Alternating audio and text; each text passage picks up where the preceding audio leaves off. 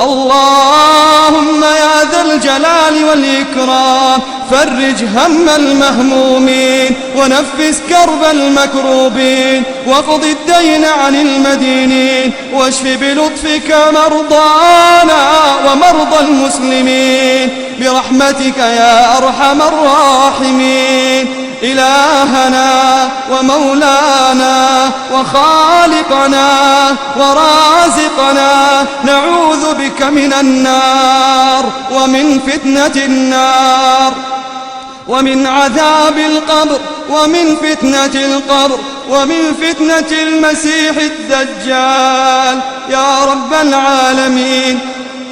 اللهم إنا نسألك من خير ما سألك منه عبدك ونبيك محمد صلى الله عليه وسلم وعبادك الصالحون، ونعوذ بك من شر ما استعاذك منه عبدك ونبيك محمد صلى الله عليه وسلم وعبادك الصالحون.